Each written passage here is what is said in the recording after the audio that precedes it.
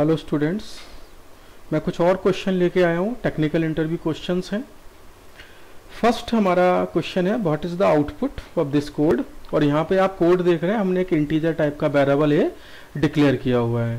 तो कंपाइलर क्या करेगा, इसको एक मेमोरी ब्लॉक क्रिएट कर देगा। ए के लिए कोई वैल्यू नहीं होगी, इसके पास कोई गार्बेज वैल्यू हो सकती है।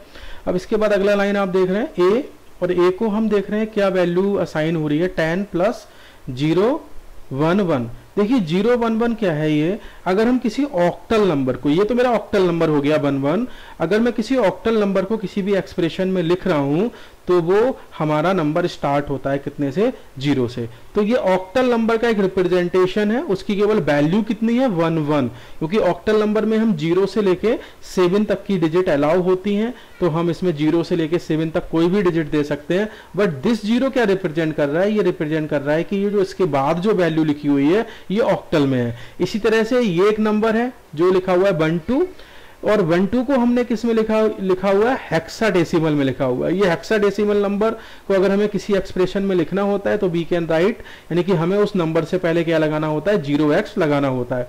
तो इन तीनों नंबर को क्या करेगा, ये ऐड करेगा, ऐड करना है हमें। और देखिए यहाँ पे जो प्रिंट हो रही है ए की वैल्यू, वो किस में प्रिंट हो रही है, डेसिमल में, यानी कि इंटीजर में प्रिंट हो रही है। तो मैं यहाँ क्या करूंगा, पहले तो मैं इस ऑक्टल को डेसिमल में कन्वर्ट करूंगा और हेक्साडेसिमल को डेसिमल में कन्वर्ट करूंगा। तो हमारा नंबर कितना है, हमारा नंबर है 1 1, और it is converted into decimal number.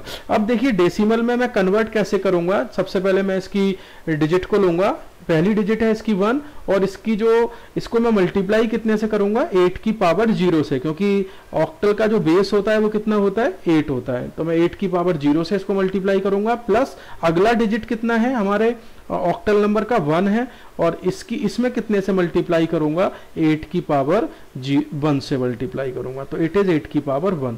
तो इसको जब आप सॉल्व करेंगे तो 1 इंटू 8 की पावर 0 कितना हो जाएगा, 1 हो जाएगा, और 1 इंटू 8 की पावर 1 कितना हो जाएगा, 8। तो 8 प्लस 1 दैट मीन्स 9। तो ये हमें देगा 9। तो ये 9 किस में आ गया, ये 9 आ गया मेरा डेसिमल नंबर में। ऐसे ही मैं किसको कन्वर्ट कर लूंगा, 12 को कन्वर्ट कर लूंगा। तो 12 को हम कैसे लिखेंगे, 12 को हम लिखेंगे, इसकी जो यूनिट प्लेस है वो कितनी है, 2 इंटू, और इसकी जो इसका जो बेस होता है वो 16 होता है, तो हम 16 की पावर में इसको लिखते हैं, 16 की पावर 0 प्लस, और अगला जो डिजिट है वो कितना है, इसमें 1 है, तो 1 इंटू 16 की पावर कितना कर दूंगा, इसमें मैं 1 कर दूंगा। तो ये नंबर मेरा हो गया 2 इंटू 16 की पावर 0 प्लस 1 इंटू 16 की पावर 1। तो 2 इंटू 16 की पावर 0 कितना हो गया, 2 हो गया, और 1 इंटू 16 की पावर कितना हो गया, 16 हो गया। तो 16 और 2 18, तो ये हमें दे देगा 18। तो अब ये दोनों नंबर इंटीजर में कन्वर्ट हो चुके हैं। 11 जो ऑक्टल में था, हमारा जो डेसिमल में आ गया वो 9 आ गया।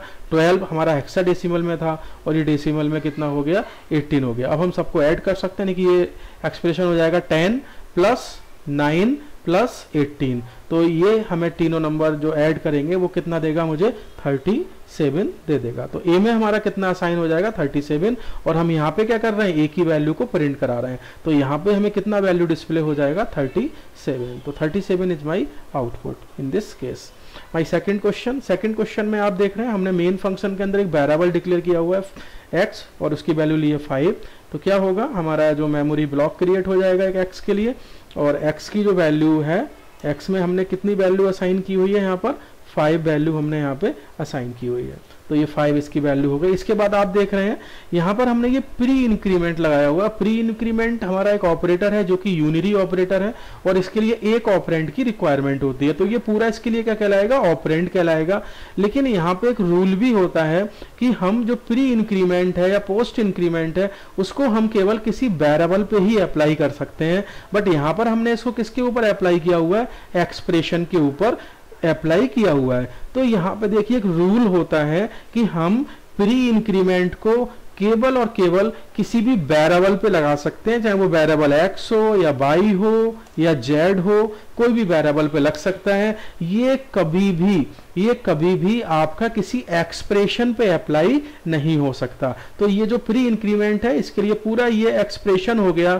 तो यहाँ पे जो हमारा कंपाइलर होगा वो इस केस में एरर दे देगा। और अगर मैं इसको ऐसे लिखता प्री इंक्रीमेंट लगाता पहले मैं, प्री इंक्रीमेंट, और कोई यहाँ पे मैं कांस्टेंट वैल्यू भी दे देता, तो इस केस में भी ये हमें क्या देता है, एक एरर देता है। तो इस केस में हमारा प्रोग्राम कोई भी आउटपुट नहीं देगा, एक एरर देगा, बिकॉज ये रूल होता है प्री इंक्रीमेंट ऑपरेटर हम किसी वेरिएबल के ऊपर अप्लाई कर सकते हैं, किसी भी एक्सप्रेशन के ऊपर अप्लाई नहीं कर सकते। और ये पूरा हमने ब्रैकेट में लिखा हुआ है, तो ये पूरा एक एक्सप्रेशन है, ठीक है।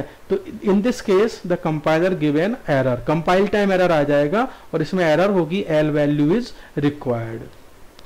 थर्ड क्वेश्चन है ये हमारा, व्हाट इज द आउटपुट।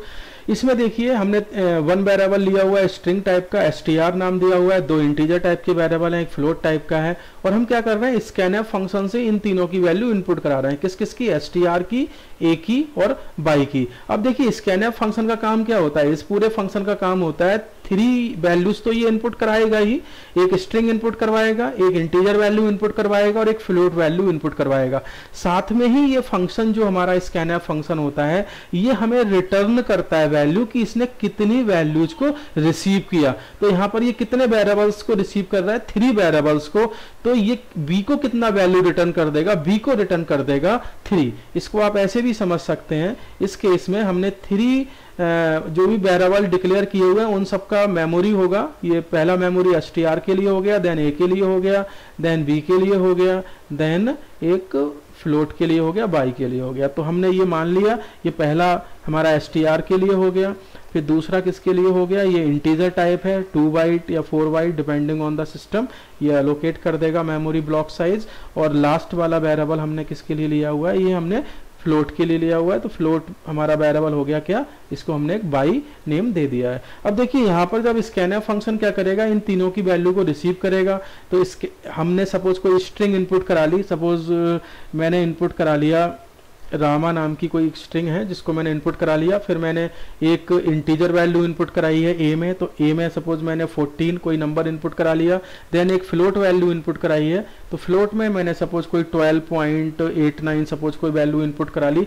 तो इसने टोटल कितनी वैल्यू रिसीव की कीबोर्ड से, 3 वैल्यूज, एक तो स्ट्रिंग रिसीव की है, एक इंटीजर रिसीव किया है और एक फ्लोट वैल्यू रिसीव की है। तो इसने 3 वैल्यू रिसीव की है, तो ये हमें रिटर्न कर देगा कि इसने कितनी वैल्यू रिसीव करी है। तो b को क्या वैल्यू मिलेगी, b को मिलेगा 3, क्योंकि इसने 3 वैल्यूज को रीड किया है कीबोर्ड से। तो स्कैनफ फंक्शन रीड तो करता ही है वैल्यूज को, साथ में ये हमें रिटर्न कराता है कि इसने कितनी वैल्यूज को रीड किया है। तो यहाँ पे b की वैल्यू कितनी हो गई 3, और हम b को यहाँ पे प्रिंट करा रहे हैं, तो b में कितना, यहाँ पे कितना डिस्प्ले हो जाएगा, 3 डिस्प्ले हो जाएगा। तो इस प्रोग्राम का आउटपुट हो जाएगा 3। This is my 4th question.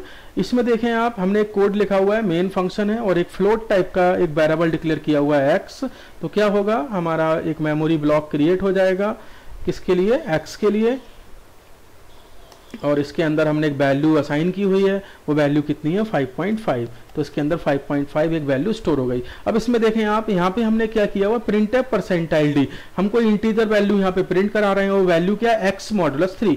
यहाँ पे मॉडुलस ऑपरेटर हमने यूज किया हुआ है, तो मॉडुलस डिवीजन आपको पता ही है, मॉडुलस डिवीजन हमें क्या करता है, ये हमें रिमाइंडर रिटर्न कराएगा जब हम x को डिवाइड करेंगे कितने से, 3 से। लेकिन यहाँ पे x कैसा वेरिएबल है, x एक फ्लोट टाइप का वेरिएबल है। तो यहाँ पे रूल क्या कहता है, इस मॉडुलस ऑपरेटर के वाले में रूल कहता है कि इसमें हम जो भी ऑपरेंड यूज कर रहे हैं, 2 ऑपरेंड हम यहाँ यूज कर रहे हैं, एक तो x और एक 3, ये दोनों कैसे होने चाहिए, इंटीजर टाइप के होने चाहिए। लेकिन अगर इसमें से कोई भी एक फ्लोट टाइप का होता है तो ये एक कंपाइल टाइम एरर दे देता है। तो इस केस में हमारा 1 ऑपरेंड जो है x वो एक फ्लोट टाइप का है, तो इस केस में भी हमें क्या मिलने वाला है, एक एरर मैसेज शो होगा, और वो एरर मैसेज होगा, कंपाइल टाइम एरर होगी, illegal use of floating point, यानी कि हम जो यहाँ पे फ्लोटिंग पॉइंट वेरिएबल यूज कर रहे हैं मॉडुलस के साथ, उसको हम यूज नहीं कर सकते हैं। तो ये इस तरह से एरर मैसेज दे देगा। थैंक